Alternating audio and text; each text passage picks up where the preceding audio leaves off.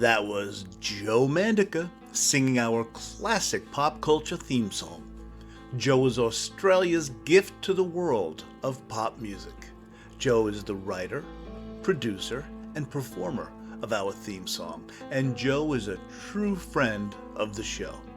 Speaking of true friends of the show, how are all of you doing? Thank you so much for taking the time to listen in. I'm your grateful host, Steve Ludwig, welcoming you to Steve Ludwig's Classic Pop Culture right here at planetludwig.com. And here we are, show number 181, the special edition. Our guest is author J.E. Tobin. Dr. Tobin, in his younger years, was a victim of sexual abuse, and he has written a brilliant novel about a victim of sexual abuse. The title of the novel is When We Were Wolves. Now, the reason we're calling this show, number 181, the special edition, is because it's an abridged version of our conversation, which we posted just a few days ago. I had so many other questions for Dr. Tobin during that time about his writing style, his background in psychology, his thoughts about other issues, which he so kindly took the time to answer, subjects that strayed a bit from the novel, that we wound up with a magnificent 2-hour conversation, which you can also find on our website. But for this special edition of show 181, a shortened edition of our talk, I shared with you just the segments pertaining to Dr. Tobin's novel, When We Were Wolves. So please, enjoy my wonderful guest, a survivor for sure, Dr. J.E. Tobin. And we are joined by author J.E. Tobin. Magnificent When We Were Wolves. Dr. Tobin, thank you so much for joining us. Call me Jim, Steve. Thank you. I will. My pleasure. Nice to meet you, Jim. Same here. Same here. I've heard a lot about you. I've read some of your, I've listened to some of your podcasts, and I find some of the interviews enlightening, fun, interesting, and I hope to read more. I loved Little Anthony. I loved S.E. Hinton. Mm-hmm. I loved some of the other things you had about the Beatles. Please, I'm a Beatle man. I've been so lucky, and the guests are so they're so giving. I've really been lucky to talk to them, and I'm lucky to talk to you as well, because your book is magnificent. Great. Now, part of the joy of reading, as far as I'm concerned, I think a lot of people would agree with me, is reading the book and discovering what's happening in the book for the first time. So I'm going to ask you to walk a delicate balance here without giving too much away. What can you tell us about When We Were Wolves that would give the audience a good enough idea, but we don't want to give, we want to leave the good stuff for them to find out to themselves. Yeah, how's that for laying it all on you, Jim? Good. Well, we definitely don't want to give the ending away. No. Or the middle, or anything else that would deprive them of exactly themselves. I would be upset if somebody gave me the ending of the book. Sure. So I'm not going to give you the ending of the book, but I will tell you a little bit about what it's about. So it's the story of a man, an ordinary man, somebody who lives a simple life in a small town in Virginia. But he's a man who has buried some painful childhood memories deep within his psyche. But then there's breaking news about a national celebrity that forces him to confront his past and begin this quest to bring his boyhood idol, hero, to justice. Then as the stakes grow larger, he finds himself at odds with his friends, his family, and then a national media that is obsessed with people who have fame and fortune. So to do the right thing, he must risk hurting everyone that he loves and everything that he loves. And Lee learned what it means to be a true hero. I like to think that it's sort of a book that is a modern day version of David and Goliath, except Well put. except that the hero uses headlines instead of a slingshot. Very, very, very well put. Yep. Yeah. So that's it. That's what I like to give to the audience and let them find out more about themselves. Yes, and as we continue with this conversation, Jim, we're going to get little teasers here and there, but audience, you will just adore this book, and just when you think you know what's going to happen next, Jim will throws you for a loop, and it's the best. So let's get into it, okay, Jim? Great. Okay.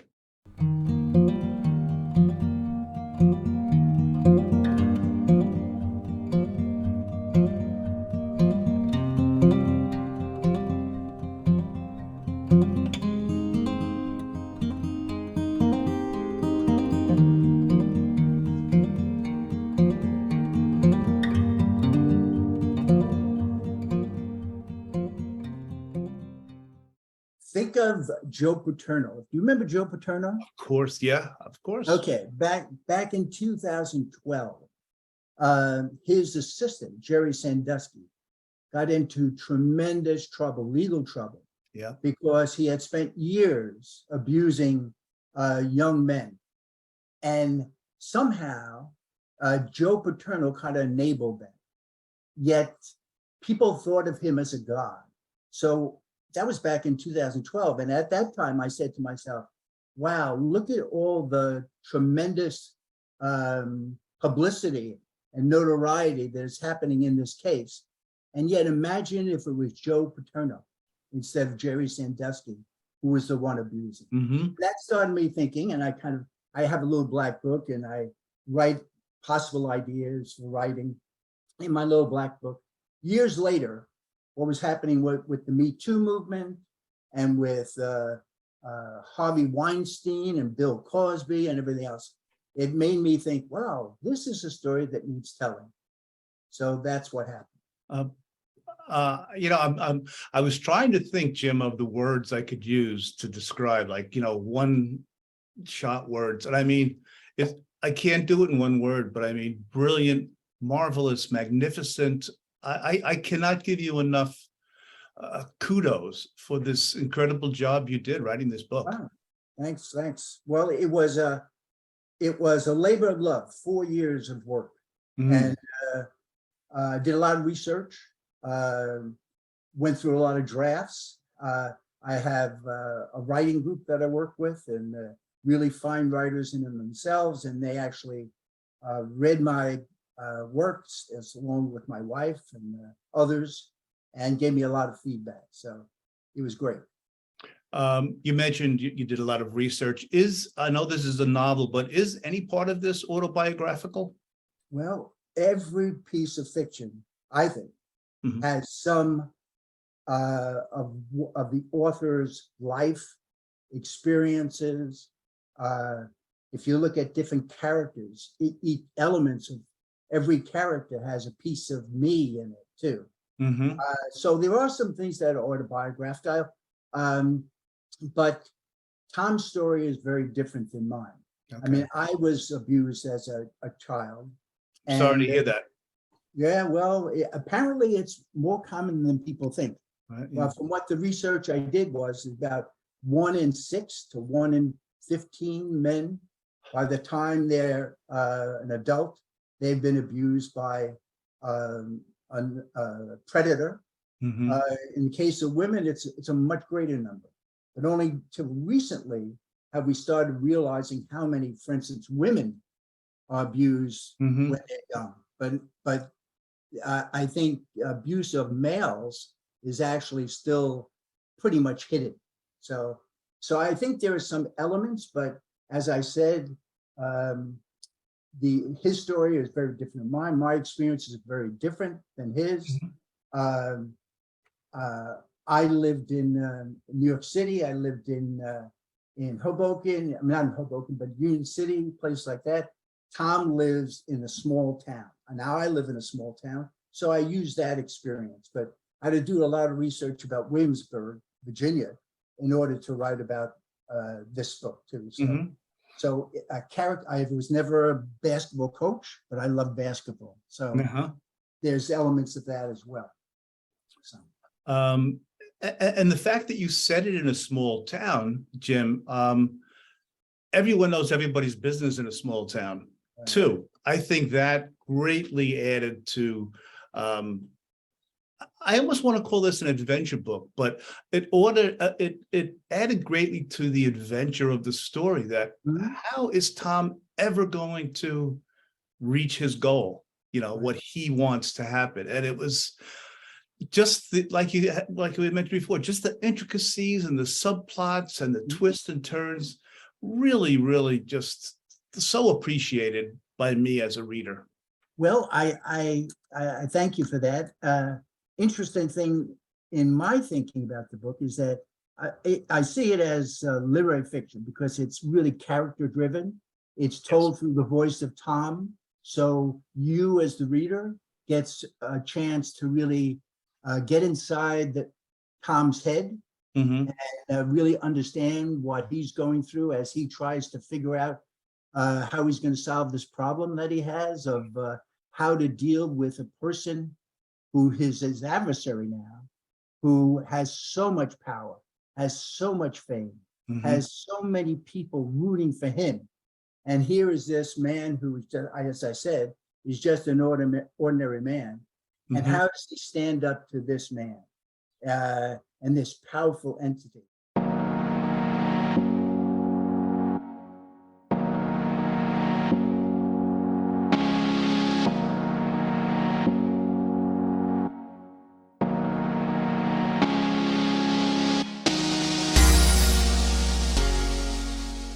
And think about it. So think about that in the sense that has to figure a way to somehow convince not only the legal system and not only the media, but his own family, his own friends, his whole neighborhoods, the people that he grew up with, who all love and honor the great Sonny Rollins, who was a local high school coach who made good. So he was a small town boy who made good and became a famous national celebrity coach. You think about someone like Joe Paterno, you think somebody like Coach K or Bobby Knight or Newt Rockney or any of these people. Gods, with a small G, but gods. That's right, gods. And you think about, well, what if you go up against them?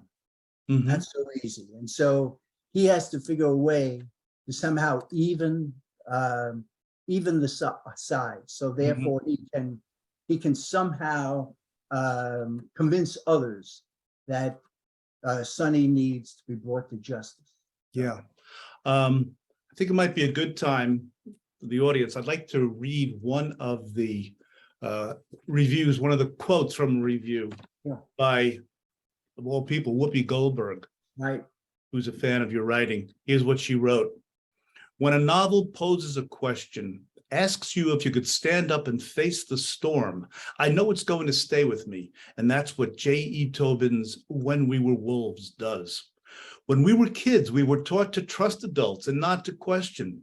But When We Were Wolves will remind you of your duty to question for your own well-being. It reminds us that heroes are human beings, just like us. right.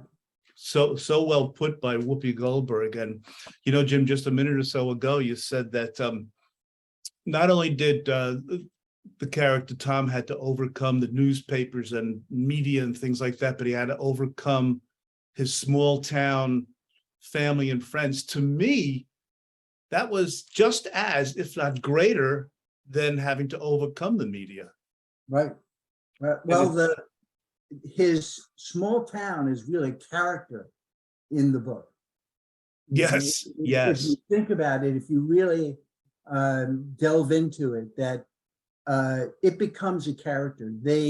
All the characters in the book, in some ways, respond to living in this small town, which is almost a perfect small town. Hmm. It's a beautiful town, a college town. It has historical components. It has people who have gone on to be presidents, Yeah. people who are famous, famous in and of themselves, who in some ways carry with them memories that that Tom has to deal with. Because I mean, there's one great scene that I love when Tom goes running in the middle of the night because he can't sleep. Yeah. Oh, And he goes running through the town, and he kind of imagines the streets, the empty streets of the town, as coming alive in a horror movie, if you remember that, Greg. yes, I do. And the little white houses he mentions, all kind of hiding something, like in a movie where you see the opening shot of a movie, a horror movie, and it kind of zooms in to see little strange things happening. And as he runs through the town, he eventually goes past the church. He goes past all the places in his life which he's grown up in, that he feels so connected to, and yet he feels like it's a strange place. And he winds up sitting next to a statue of Thomas Jefferson, and he starts talking to him. And you might think, well, that's a little strange, a little magic realism, but what it is that in his mind, he's trying to search for some answers to what he's going to do with all the emotions that are rising up in him. So he starts talking to Thomas Jefferson, who then talks back to him. Yeah. And it's a wonderful scene because Thomas Jefferson gives him some advice. And yet it's believable. I think it's believable enough that in his mind, it's real to him. And as I said, the town becomes a character that he has to, in some ways, come to terms with himself. That he loves this town, yet he also fears this town, because like any small town, everybody knows your business. I remember when I was a young man and I lived in a neighborhood of a small town in Union City, and you would go out and play with your friends, and there would be always somebody looking out the window said, "Jimmy Tobin, I know it's you, I'm telling your mother." Yes. Yes. The wonderful thing is that there's a sense of community, but also you pay a price for that. So, it's a double-edged sword. Double-edged sword. And in this case, it almost becomes like this story almost becomes a suspense thriller, I think. The reader is always kind of on the edge of what is going to happen next. They think they know, and then all of a sudden, some twist and turn, and they're on a different path. It's just like Tom is. Absolutely, so well put. And listeners, I hate to be cliche, but I could not put this book down. It does read like an adventure, and the subject matter is, of course, so serious and so overwhelming. Yet you can't wait to see what is going to happen next. And just when you think, everyone, that you know what's going to happen, take my word, you don't know what's going to happen, because Jim throws in something else. It's like, oh my God, how is Tom going to overcome this now? It's just, it's just such a great read. I can't recommend it enough. Well, it keeps building the suspense. I mean, I think that's what was important, because the stakes have to keep increasing. In a really good book, in the books that I've read that I've really enjoyed, the stakes for the main character always increase. He gets, or she, or he always engages in something. And as they try to solve one problem, it creates new problems. That's what happens here too. Like life. Like life. Like real life. Except in fiction, you have heightened life. Everything that seems like one of the one of the challenges for the writer is to make something like dialogue, for instance. Dialogue is not real conversation. Nobody really speaks like you have dialogue in a book, Mm-hmm. a movie, or in a play. It seems real. There's an illusion that it's real, but it's not real. Nobody really speaks like that. But you Right. have to have that kind of heightened drama and tension in order to keep the reader involved and moving forward, because you want them to turn the page. Absolutely. And what I liked so much, I mean, we all serious readers know this. A book is not worth anything if you don't care about the characters. Right. And so much about these characters is just so real. And there are no perfect people. No. And everyone in this book is someone that at least I know I could identify with. Right. That, yeah, I can see the wife's point of view. I can see, this person's point. I understand where they're coming from. Yet poor Tom is fighting this. And it's just, you care about everybody. You really do. And you I don't Like, want to hate, but you learn to dislike. Like, why does Megan, the wife, who loves Tom like no other, who's had this great relationship for these many years, why doesn't she stand up for him in the very beginning? Yes. And you wonder, but then you start to understand what's driving her and why at first she wants him to stay quiet, to not reveal, because at first she didn't know. And she just knew that there was something the matter with him, that he was having some kind of inner angst, and that she couldn't understand why he was acting so strangely. So it's only about maybe a third way through the book, he finally tells her, he works up the courage to tell her. And when he does, she surprises him by trying to get him to stay silent. But as we follow the story, we realize the reason, her motivation for why she wants him to keep quiet. But then, just as you mentioned, things shift. There was a shift at one point where then she's fully behind him. Yes. And going after Sonny.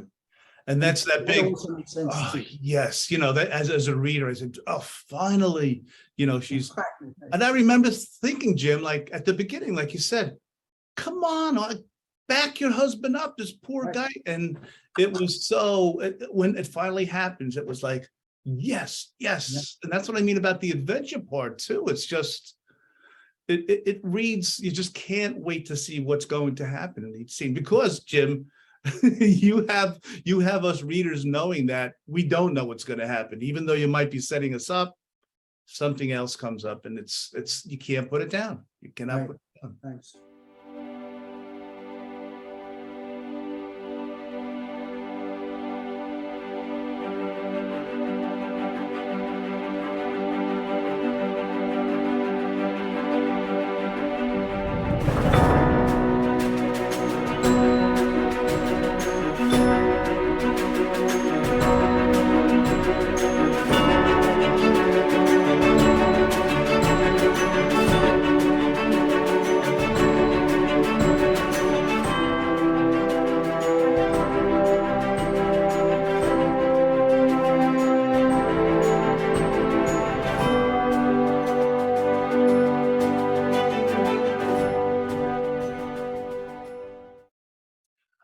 I noticed too, which I think is I have a theory as to why you may have done this, but the setting of the story is present day. You even allude to the COVID pandemic.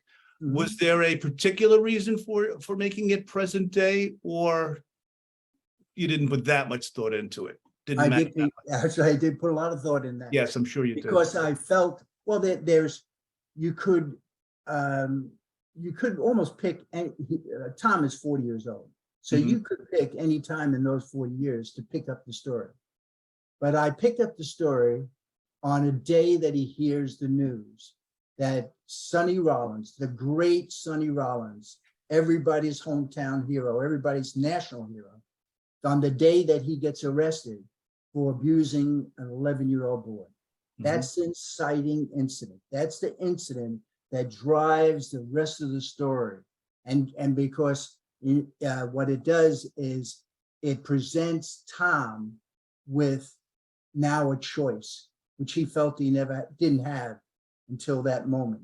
And so why did I pick the day of his 40th birthday to start that?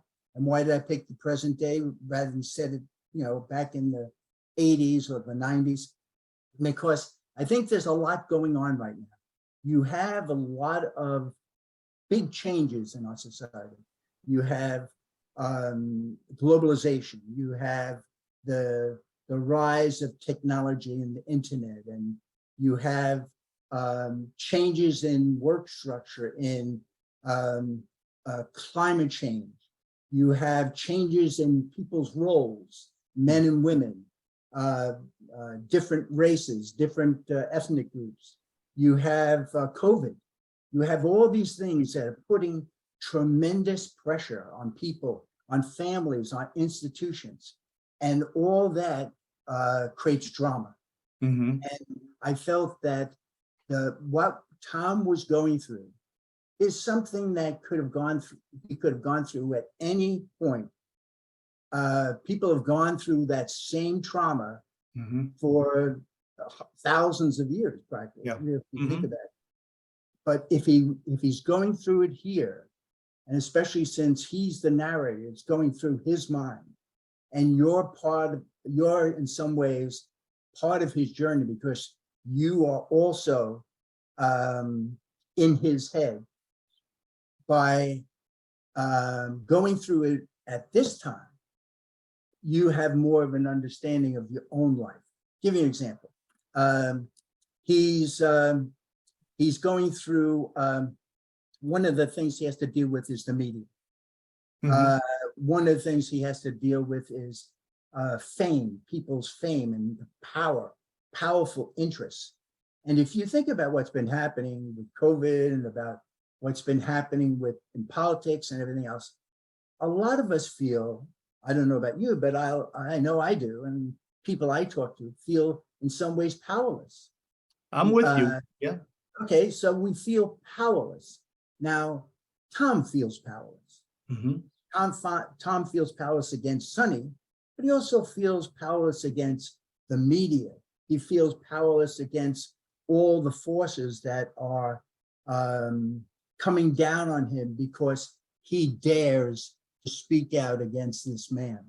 So it seemed to me that this was a perfect time to bring this up. I mean, think about the pandemic and people's emotions during the pandemic and the feeling of isolation that they have.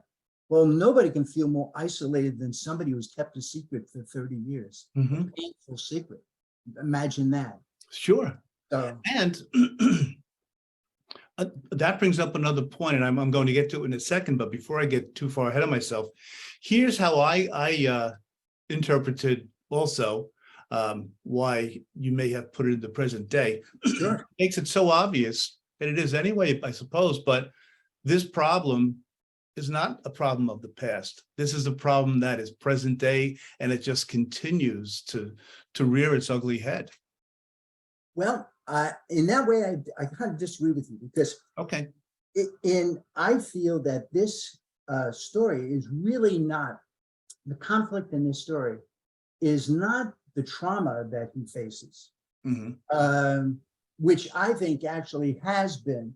I think that's a trauma that, if you think about in the history of human beings, adults sometimes have taken advantage of children, both men and women, ever since time began. And sometimes it was actually seen as societally acceptable. But I don't think that's the central theme of the story. I don't think it is child abuse.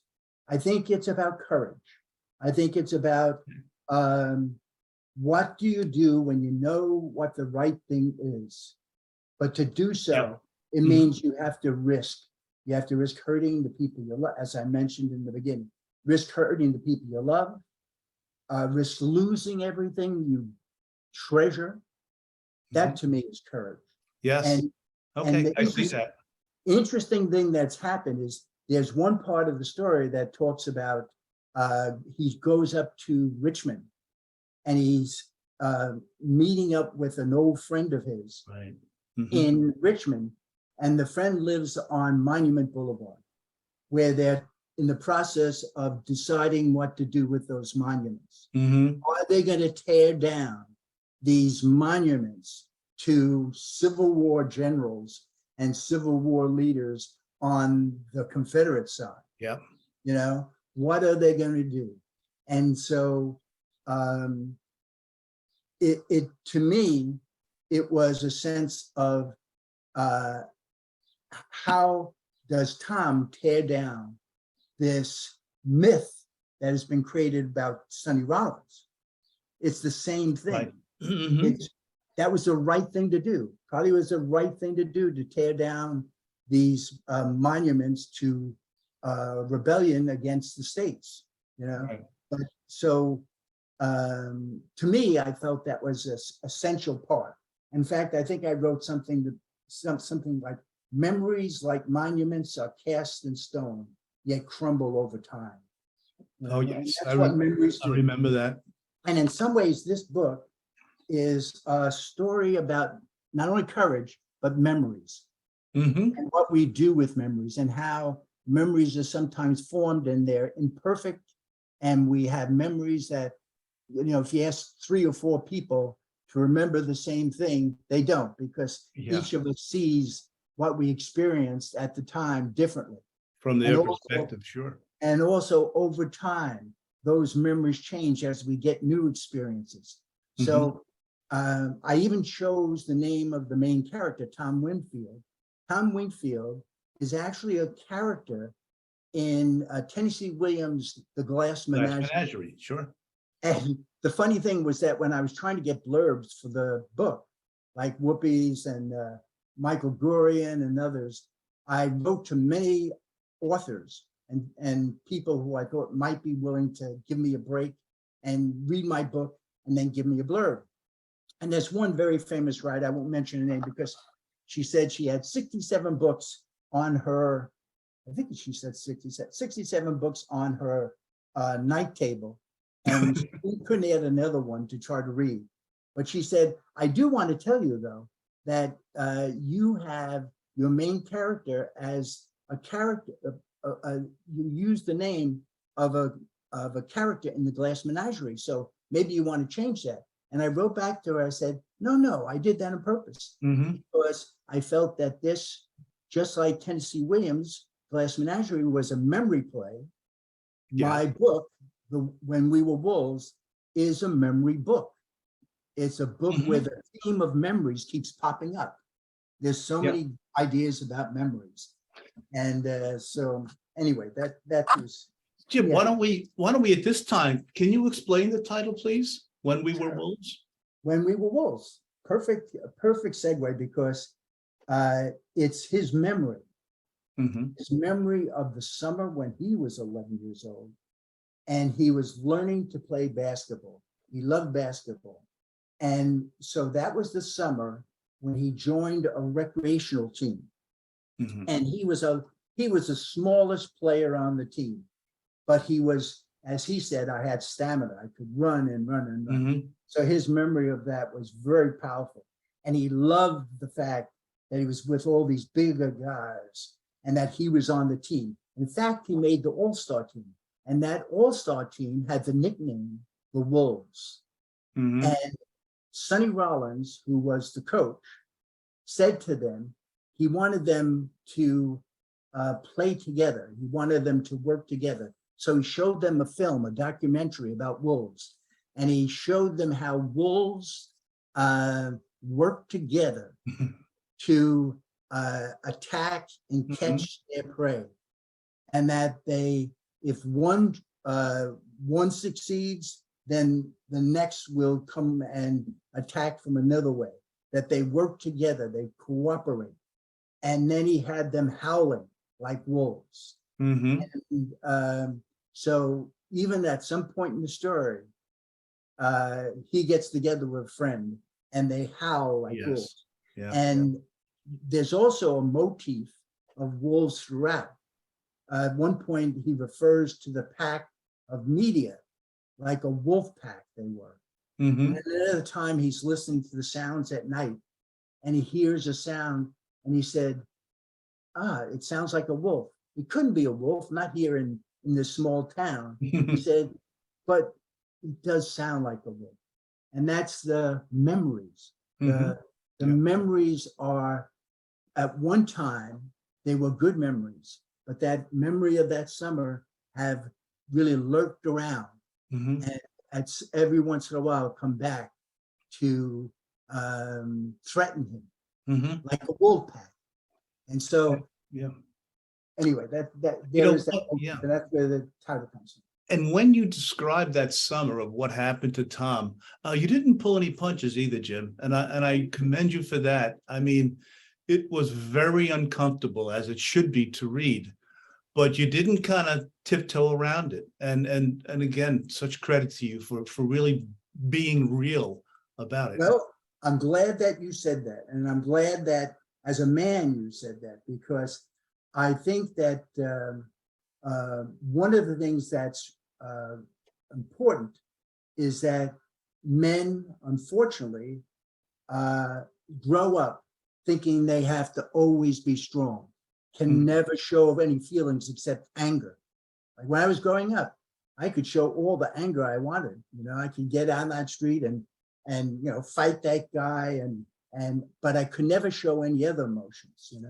And so one of the things that I think is very important is that you can never show weakness as a man too, growing up. Yeah. So to be someone who is a victim, someone who is vulnerable, to me, that was important to show. And he was in some ways a victim of a man who was grooming him and was a predator, like a wolf. Again, going back to the motif of wolf. And I felt I was wondering if I should be as honest in showing what happened as because I didn't want to turn the reader off. And so that was probably the most difficult challenge I had, was to write enough that what happens, what the grooming process is, and yet not so much that you'd be turned off. That you realize that this is a man who's a predator and how he operates. So you have to understand that. And you have to then understand what it does to the victim and how it works. But you don't want to have so much that you turn off the reader. And I was hoping that I wouldn't. And one of the things it was a delicate balance that you handled perfectly.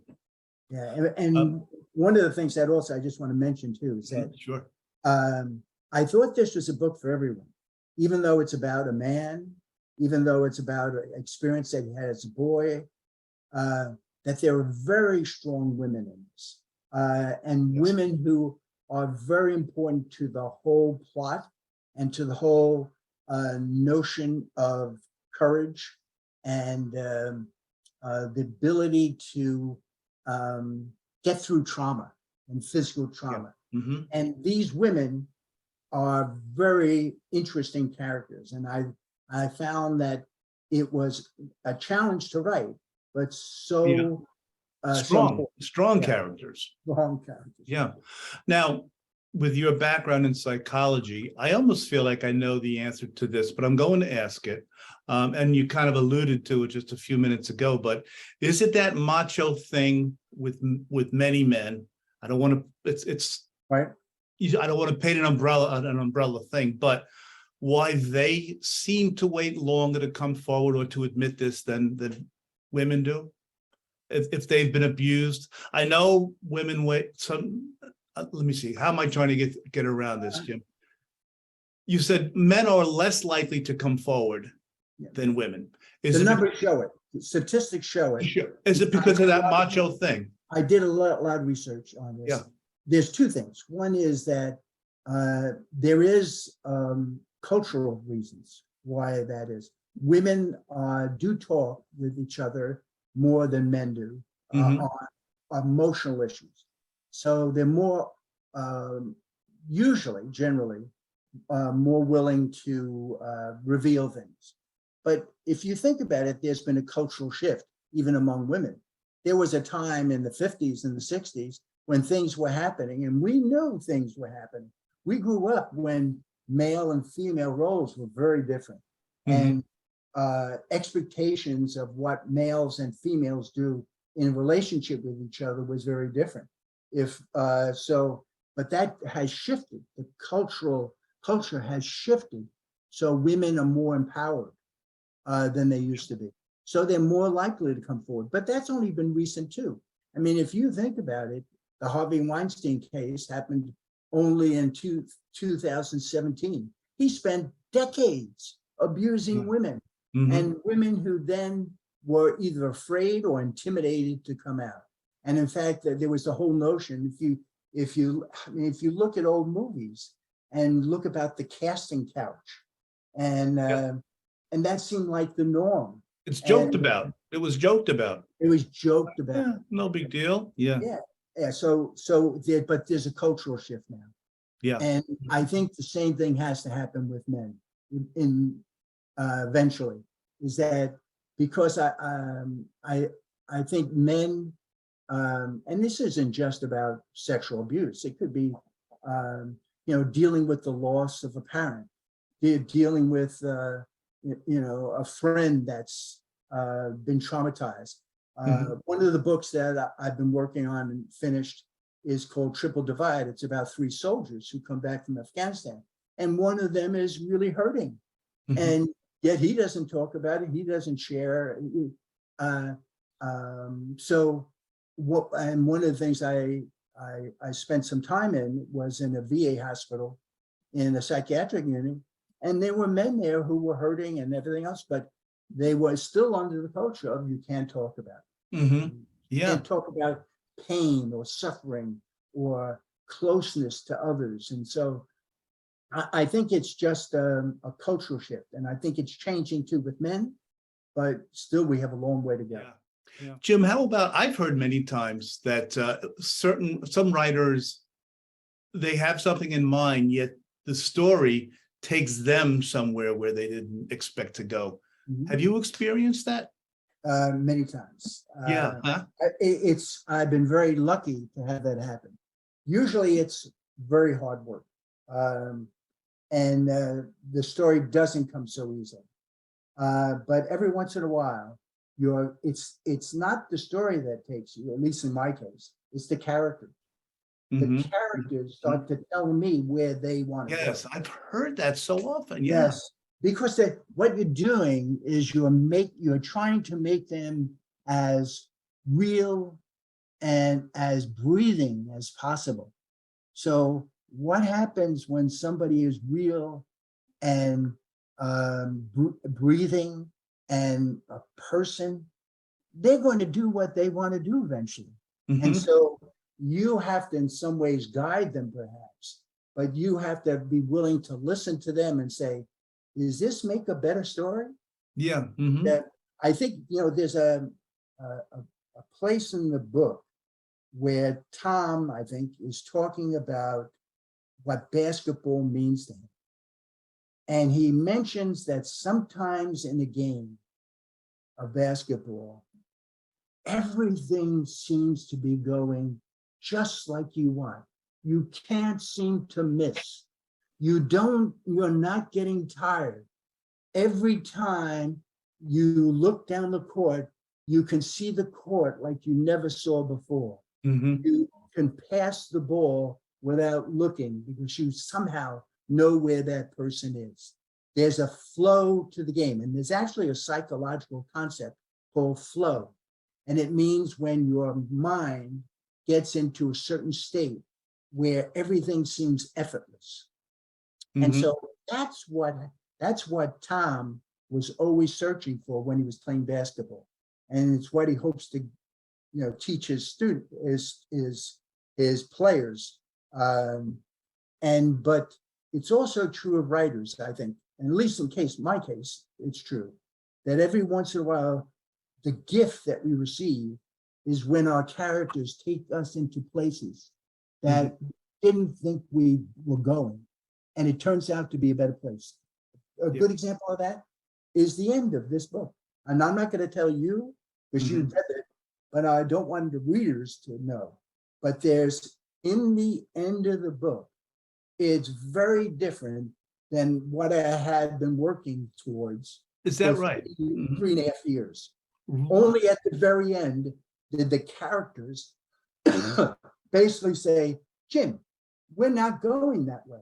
Amazing. Tom said to me, no, it's not about that. That's amazing. It's about something else. And so give it up, Jim. Don't try to force us to go in this direction. Go with me, Tom said. And I did, and I think the book ends much better than I first thought it would. That's incredible to hear.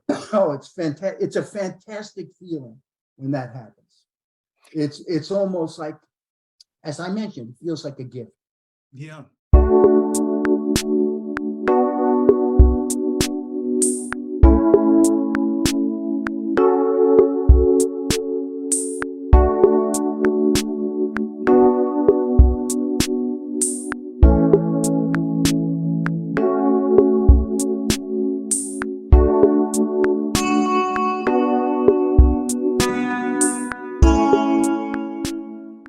Really, writing to me is not only a job, it's also playing.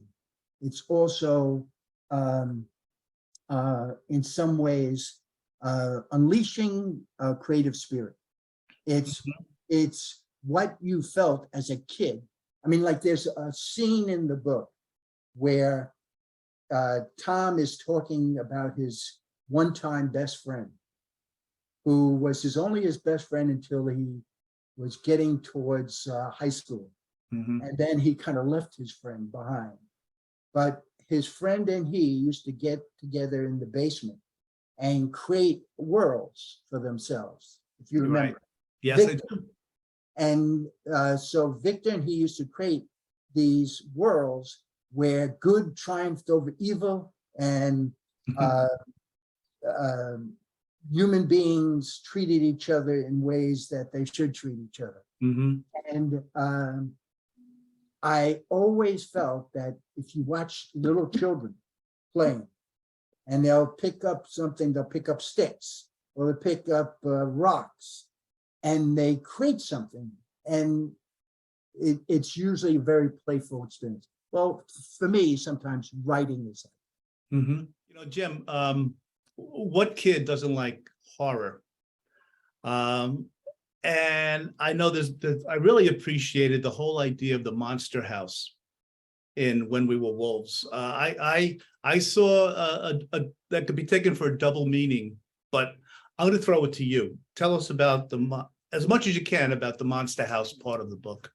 Well, you picked up on that double meaning. There's actually the idea of the monster house is such an important part of the book, and it's a motif that keeps appearing throughout the book, from the beginning to almost the very end. And at each time when Tom visits the monster house, in the present time, but also in the past, when he describes in the backstory of the book, he describes his time in the monster house. It's a time when he gets victimized, and yet also a place where he feels he feels a real attraction to, because, as you said, what kid doesn't like monsters and monster films? So it was my choice to have it keep appearing in the story, because it's the place where at first he feels very comfortable. He's invited into this house where Sonny lives as a young man. Sonny grew up in this house, and he inherited the house from his father. And he then, after he married, he constructed a part of the house that would serve as his film studio, because he liked to make monster films. Mm-hmm. And it turned out to be a place where he could bring children, the players on his team, the children who played for him in this recreationally when he was young, because when he was young, he was known as being a great coach of young people, to the point that eventually he became so skilled and so well known, he kept moving ahead in his coaching career, to the point he eventually had the top job in America in terms of college basketball. And he won national championships. But when he was a young man, he was coaching rec teams before he got a job as teaching high school. And in that capacity, he would bring his players into his house.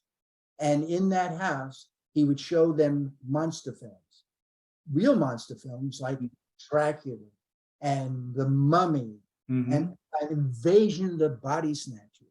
All these films that I loved as a child, and many people loved as a child. But he also made films. He created films where he would use his players as characters in his movies. And it turned out to be a way that he would groom the players. It would be a way to kind of seduce them into doing things that they normally wouldn't even think about, know about. And it was a way for him to groom them. And that's the psychological term for that. So it has that significance, but it also has a significance in the sense that later on, when we're in the present time, his friend Mark decides that he's going to make an art district. He's a big real estate developer. Right. He's going to make an art district. And at the centerpiece is Monster House. And everybody calls it Monster House because it was Sonny's boyhood home. It was the place where everybody knew you went there on Friday nights to see these monster films. Whether it was the real monster films, the commercial monster films, or Sonny's really good, that they were really good monster films. So everybody knew it as that. So Mark decides to buy this house and make it a museum to Sonny, in honor of Sonny. And so again, it plays a part, and it's something that Tom finds revolting, that he has to, in some ways, keep quiet when his best friend invites him into Monster House, because what it does is remind him of the memories that he had there of being betrayed. He not only learned basketball from Sonny, he learned what betrayal was, and it happened there. And so it keeps coming back in the story in different ways and in different forms. And so another example, Jim, as you mentioned before, as the town itself being a character. Yes. In parts of the town, there's another perfect example of that. Right. Yeah. And the whole idea of an art district too, when you think about it, and that's true with so many places, small towns, they're trying to revitalize themselves, trying to make themselves something that they weren't, and they're trying to make themselves something else. And to get somebody like Sonny Rollins, who is now like one of the most famous people in America, to come back.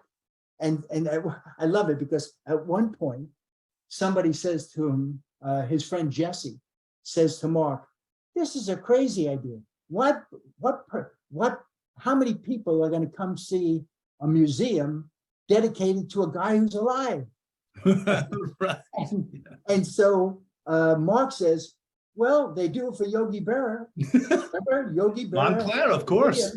In Montclair. So it works perfectly. And in my estimation, Yogi Berra is not even as important as Sonny Rollins, the great Sonny Rollins. Right. So of course they would have a museum in his honor.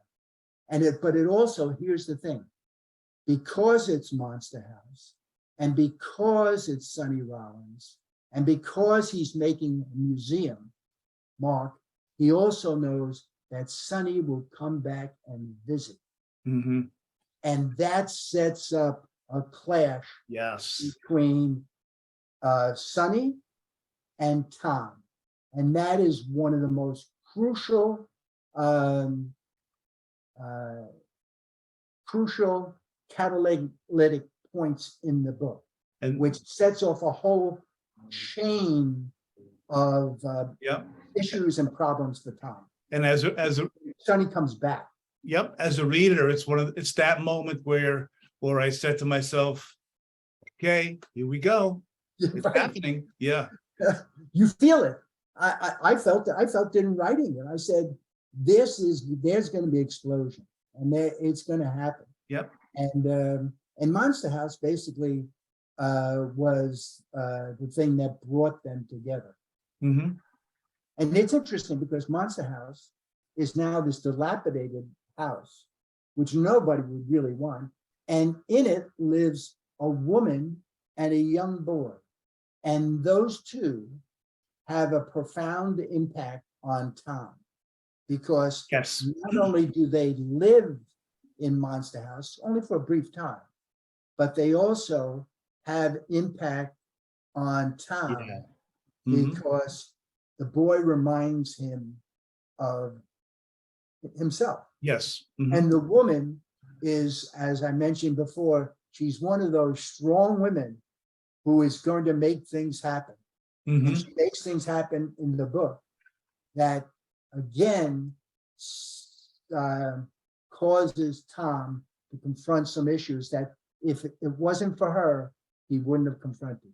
So I must tell you, Jim, I admire the way throughout this whole talk we've had, how you have managed not to give away certain things like you were doing just now. And I'm listening to him saying, perfect, Jim, you're not giving things away, but you're telling certainly enough, and you did it masterfully throughout. Oh, thanks, but because I think that there are so many places in the book that there are choices for the characters, Mm-hmm. and choices for the reader.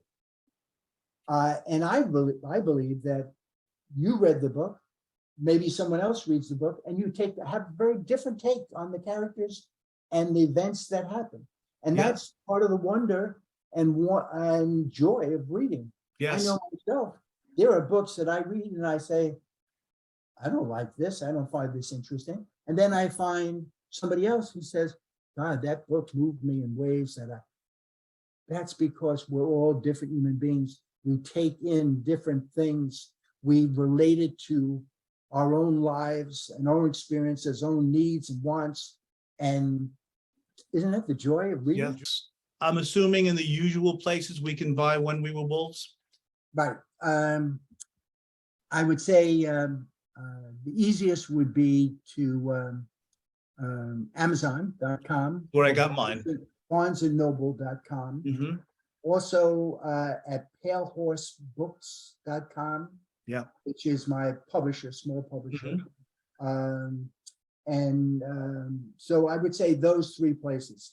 And I've been trying to get into bookstores, but that's a little more difficult. They usually have larger publishers because it means that it makes it easier for them to return books, and it makes it easier for them to order books than to order from small publishers. Mm-hmm. Yeah. In other words, the usual Amazon. places you'll find this book, everybody. You'll find it, and you will be, my goodness, so grateful that you did.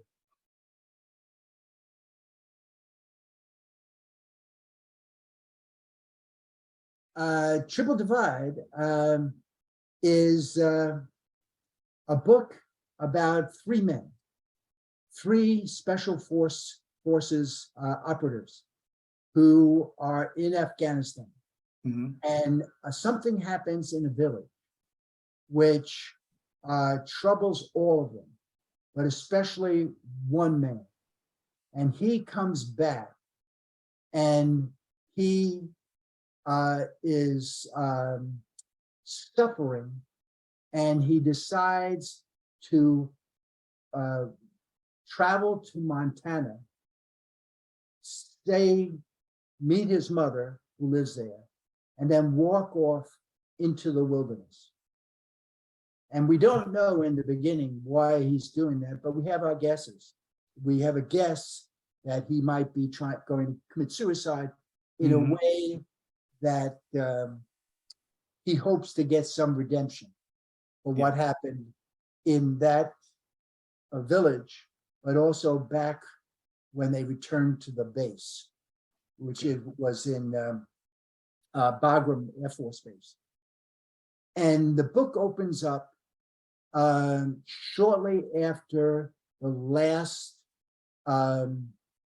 shortly after the men, not the men, these men, but shortly after the Afghan war ends, 13 days afterwards.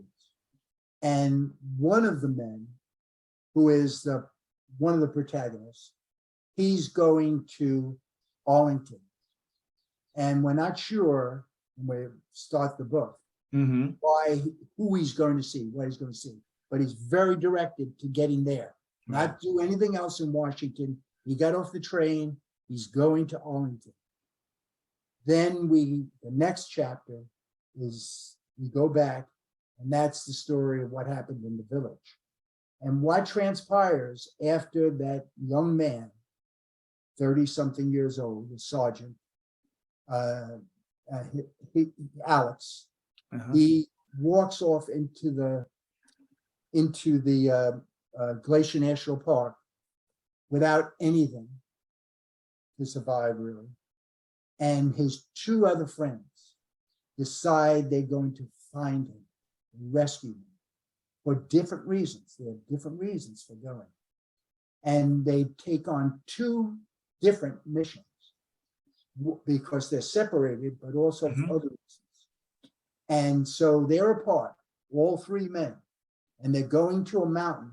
They eventually go to a mountain called Triple Divide. And so there's again the motif of three.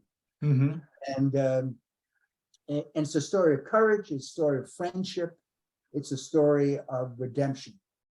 And what we do as a society when we send men off to war, and women, it's important too.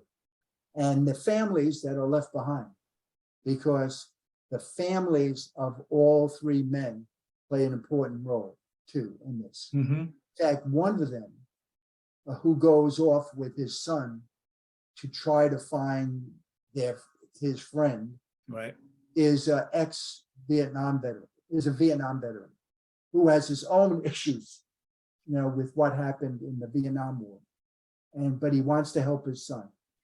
But he's going there also for his own form of redemption. So it's called Triple Divide. And I can't wait to read it. It's a good book. It's a good book, but very different than this one.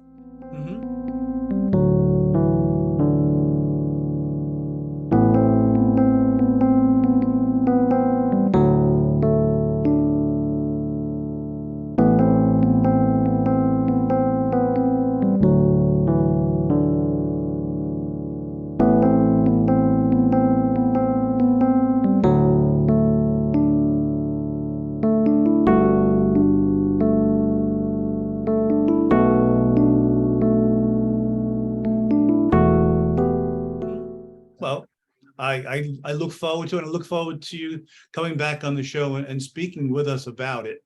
Good. Now, audience, I want you to know, a couple of days ago, I had emailed Jim just to kind of, finalize speaking today. And he said, I'm feeling a little under the weather, but yeah, I'm raring to go. Everyone, Jim Tobin is in the throes of COVID. He did this whole interview and he is suffering from the COVID flu. So Jim, talk about the show must go on. You're right. Thank you so much for fighting through your illness to be with us today. Well, it's actually been good therapy. I'm glad to hear it. I'll send you the bill, and and when the check clears, I'll run the interview. And I'll send you back something too. Jim, I can't thank you enough. It was such a pleasure speaking with you, meeting with you. Hope someday we can actually shake hands in person. And but until then, I look forward to speaking with you again about Triple Divide. And can't thank you enough for all the time you gave us. Well, Steve, it's been a pleasure to meet you after communicating with you via email, and also to learn that my brother blocked for you when you went through the line. And North Bergen had some very good teams. So. Yeah, we were the good old Bruins, the Scarlet and Gold, Jim. We'll talk again, okay? Okay, Steve. Thank you, Jim. Bye-bye.